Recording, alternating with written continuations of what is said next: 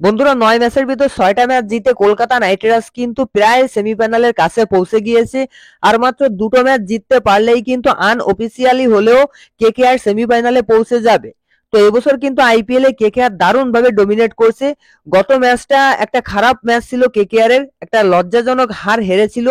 তবে এই ম্যাচে কিন্তু দারুণ কামব্যাক করেছে, কেকেআর এর বোলাররা ফর্মে ফিরেছে, ফিল সল্ট দারুণভাবে ম্যাচ শুরু করেছে, দারুণ একটা জয় পেয়েছে দিল্লি ক্যাপিটালসের বিরুদ্ধে। আর এই মুহূর্তে পয়েন্ট টেবিলে কিন্তু কেকেআর একটা দারুণ পজিশনে স্ট্যান্ড করেছে। তো চলুন এই ভিডিওতে আমরা দেখে নেব আইপিএল 2024 এর পয়েন্ট টেবিল এই মুহূর্তে কেমন অবস্থায় রয়েছে। খুব একটা পরিবর্তন হওয়ার কথা না, কেননা কেকেআর সেকেন্ড পজিশনেই ছিল, সেকেন্ড পজিশনেই রয়েছে। তবে এই মুহূর্তে কিন্তু বাকি দলগুলোর থেকে কেকেআর অনেকটা এগিয়ে গিয়েছে। আর কেকেআর এর প্লে অফসে যাওয়ার চান্সও কিন্তু প্রায় 80% কনফার্ম হয়ে গিয়েছে। কেন 80% কনফার্ম হয়ে গিয়েছে সেটাও জানাবো। তো সম্পূর্ণ ভিডিও দেখুন আর ক্রিকেট সংক্রান্ত সমস্ত আপডেট পেতে চ্যানেল অবশ্যই সাবস্ক্রাইব করে রাখুন। তো বন্ধুরা, গতকাল কেকেআর এবং দিল্লি ক্যাপিটালস এর ম্যাচ ছিল। সেখানে দিল্লি ক্যাপিটালসকে কিন্তু কেকেআর এর বোলাররা 153 রানে আটকে দিয়েছিল।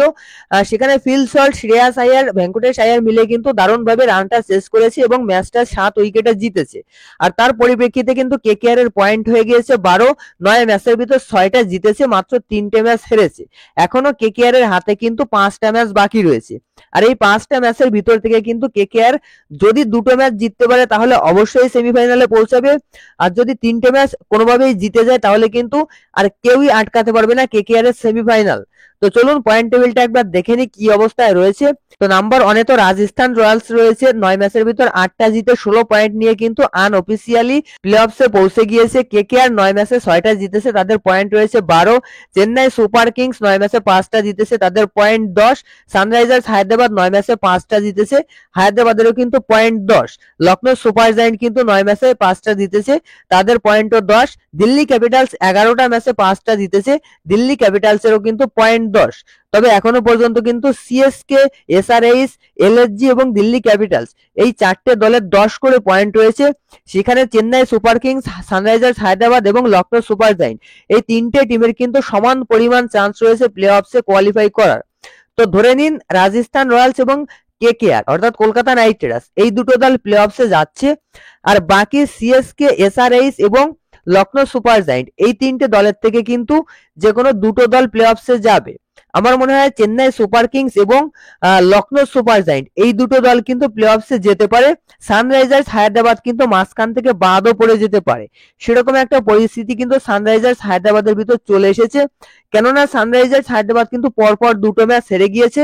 লখনৌ সুপার জায়ান্টের আজকে ম্যাচ রয়েছে মুম্বাই ইন্ডিয়ান্সের সঙ্গে।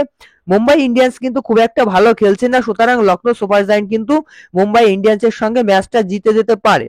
আর যদি জিতে যায় তাহলে কিন্তু লখনৌ সুপার জায়ান্টের হয়ে যাবে 12 পয়েন্ট, সেখানে কিন্তু লখনৌ সুপার জায়ান্ট 3 নম্বর পজিশনে চলে যাবে।